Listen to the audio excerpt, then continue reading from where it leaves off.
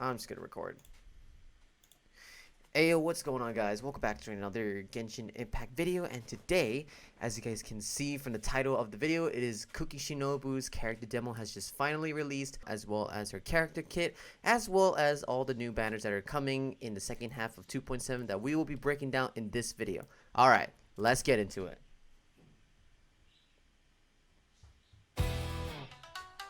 I wear a mask because I don't want to be recognized by anybody. I'm Kuki Shinobu, deputy leader of the Arataki gang. My primary responsibilities are to bring in business and maintain a stable team, as well as bailing out the gang from the police station. Being in the gang means having lots of free time. I often finish reading a whole book or even pass a certificate exam before I even realize it. Just let me know if you ever find yourself in a pinch. I can help you out. Oh, sick!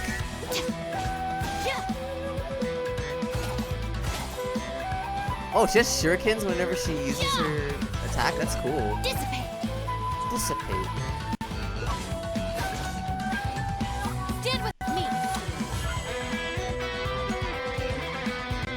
This is pretty cool, actually. I'll settle this. Dang. So her sword's kind of like...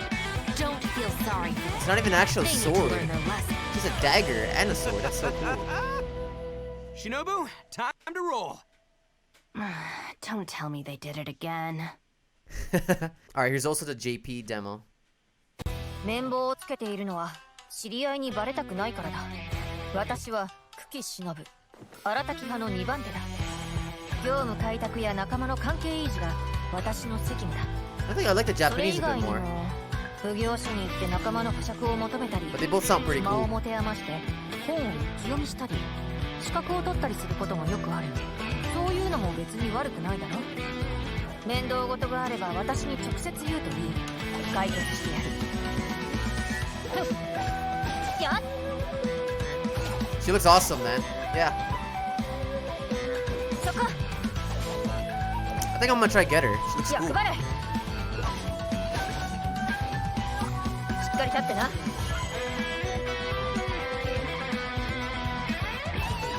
おとなしくしな。 Honestly, I have no idea what she's gonna do. こいつらに同情する But こと whatever は her abilities are, こ they れは look 当 pretty 然 awesome. の教訓。出発すんぞ。勝負。収集のつかない仕事じゃないといいが。 Alright, cool, cool.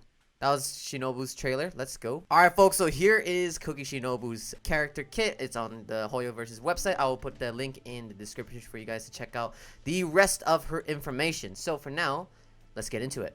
Just let me know if you ever find yourself in a pinch. I can help you out. Alright, so she is the Mender of Tribulations. Hello, travelers. Today we would like to introduce you to the deputy leader of the Arataki gang, Kuki Shinobu. Her primary responsibilities are to bring in business and maintain a stable team, as well as bailing out of the gang for the police station, returning snacks and toys to kids, and catching anyone secretly slacking off during a job. So kind of like what we just saw from the demo. She's just that one character that's just gonna keep in line with the Arataki gang, you know, just to make sure everyone is staying out of trouble. That's Kuki Shinobu. Man, she actually, I don't know, she kind of looks dope. Alright, basic information. So we know that her vision is Electro, her constellation is Tribulatio Dempiccio. I don't know if I pronounced that right at all. And her weapon is sword. Interesting. I mean, well, not really. I mean, I think we all kind of knew she was sword from their gacha splash art. Her affiliation is, of course, the Arataki gang, and her birthday is July 27th, so it's actually pretty soon. The English voice actor is Kira Buckland, and the Japanese voice actress is Mizuhashi Kaori. Cool. So Kuki Shinobu is a support character who uses her Electro Vision to both heal teammates and deal continuous damage from off-field. Yes! Finally! We have an Electro healer. Okay, I was actually pretty glad to hear that because I was predicting that she was going to be an Electro healer, or at least that's what I wanted from Kuki Shinobu, because we have like so many Electro 4-stars that does DPS. I was hoping that, you know, since we never had a healer from the Electro element, why not have Kuki Shinobu be a Electro healer? And yeah, thank goodness she is an Electro healer, so that's good news. Her elemental skill will sacrifice a certain passage of her HP to create a grass ring of sanctification that will heal friendly characters within it and deal continuous electro damage to surrounding opponents. She creates a cleansing field using her elemental burst that deals continuous electro damage to opponents within it. Interesting. So here is her essential materials. It's obviously the Electro Crystal, the Nakui. It's the same as Arataki Ito.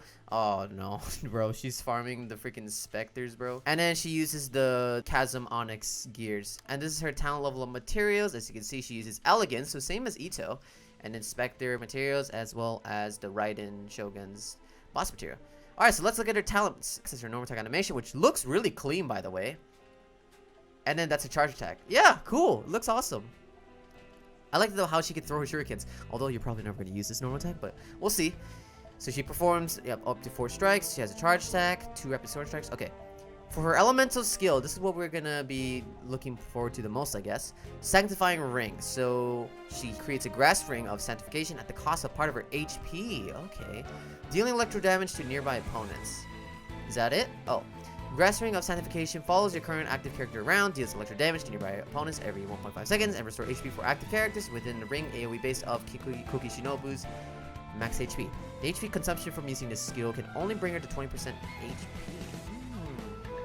Okay. So every 1.5 seconds you're going to get healing, and you also sacrifice some of her HP, and the HP consumption from using this skill can only bring her up to 20% of her health. It's not like Hutao where you can be at 1% of your health. It's 20%. That's the limit. So, okay. Yeah. We don't know exactly how much she heals, so I'm really hoping it's like actually pretty good, because some 4-star healers can be not that great. I mean, look, if Bennett's a god tier healer as well as Diona, and then I have no concern for Kuki Shinobu. I think she'll be fine. For her elemental burst, the Gyoi Narukami Kariyama Right. Okay. So her elemental burst, I guess it just summons up like little electro chains from the ground. That's pretty sick.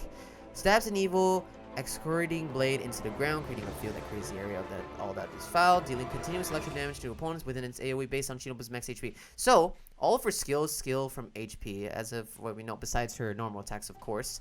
If Shinobu's HP is less than or equal to 50%, when this skill is used, the field will last longer. Again, we don't know exactly the stats, how long the cooldown will be, or how much seconds you add from this passive. We don't know the numbers exactly until she does come out, so we can't really determine how good this will be. But yeah, that looks like basically it from Kuki Shinobu. Her kit looks very simple. It's very simple. Basically, her elemental skill creates an electro ring that deals electro damage as well as heal every 1.5 seconds, and it also sacrifices some of her HP. The maximum limit is only 24% of her HP, and her elemental burst creates an electro field that deals constant electro damage, and if your HP is less than 50%, it'll last longer. That's basically it. For her story, it's again, I'll link it all in the description for those who are very interested. And here's her voiceover as well. And yeah, oh, look at these cute emojis. So, I'll read this. I'm kind of curious about her face mask. Something to share, face mask. I wear a mask because I don't want to be recognized by anybody. Right, we've seen that from the demo. Especially when I'm working with the Arataki game. If someone I know manages to recognize me, they're sure to make a big fuss about it. It gives me a headache just thinking about it. I won't ever let it happen again. Never mind. I see. But yeah, I guess that's about it for Kuki Shinobu. Very simple character. She's actually exactly what I wanted her to be, which is an electro healer. And looks like she can, hopefully be flexible and fit into many other different kind of team comps that would maybe you can swap out an electro sub DPS like Fischl and Beto and use them in a different team, and have Kuki Shinobu be used in your alt team with more of an offensive elemental support like Cryo or Pyro, whatever you really need. It's up to you. Alright, so here's the second part of the video, which is the new banners that is coming up in the second half of 2.7. So here is the Arataki Ito banner rerun, which we all knew, and here are the 4-star characters. Kuki Shinobu, not that surprising.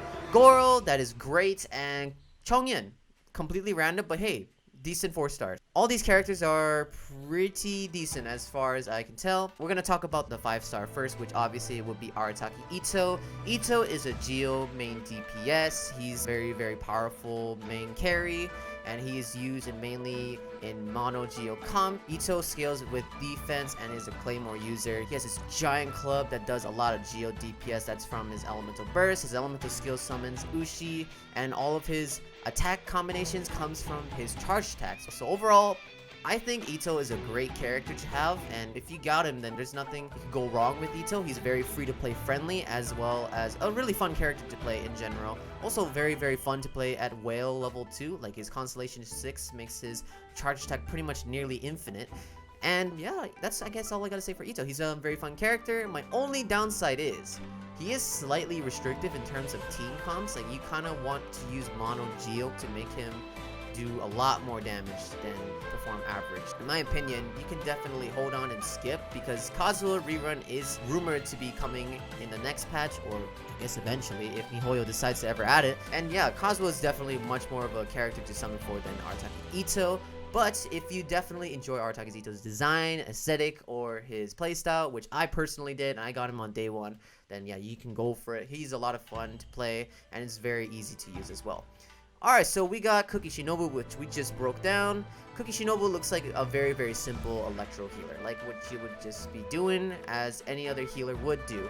I don't think she has anything too special in her kit, like some sort of special utility like Bennett or Kokomi, where they offer something more than just healing. I don't know, I guess that really depends until we wait for her passives to actually come out in the game, but for now, Kuki Shinobu seems alright. Goro, he is basically the Bennett of Geo. This guy gives a ton of defense, and that's about it.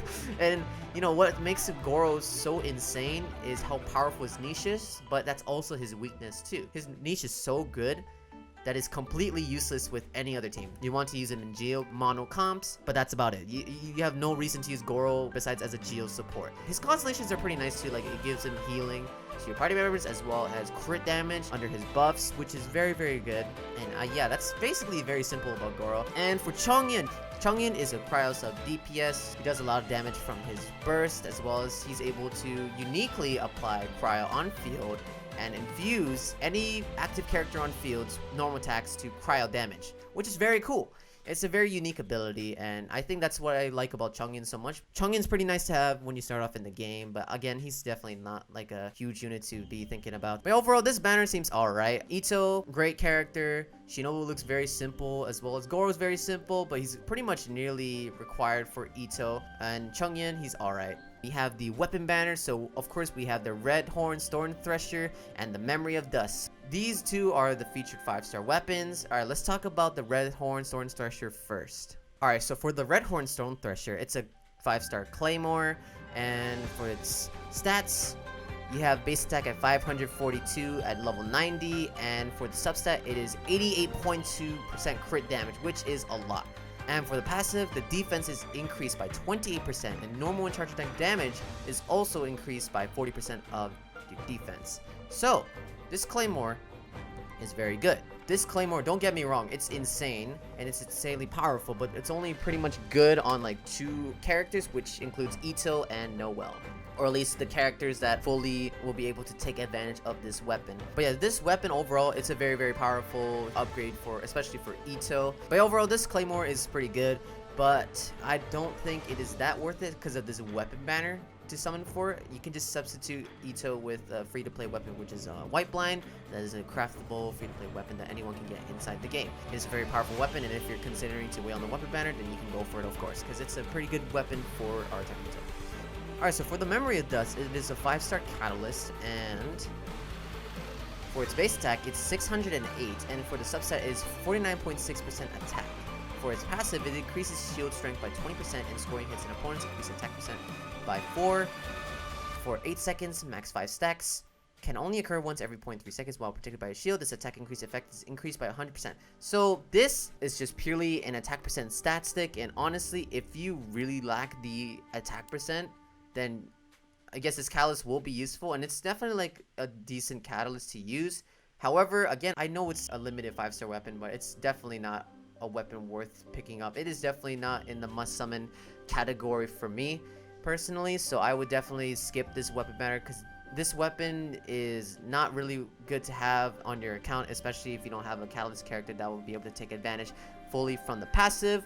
Okay, and for the 4-star weapons, we got Stringless, Lion's Roar, Dragon's Bane, Sacrificial Fragments, and the Lithic Blade. So all these weapons are actually pretty decent. At least 3 out of the 2 are. So Stringless, very good bow. It's a very good bow to have on like so many sub DPS like Venti and Fischl.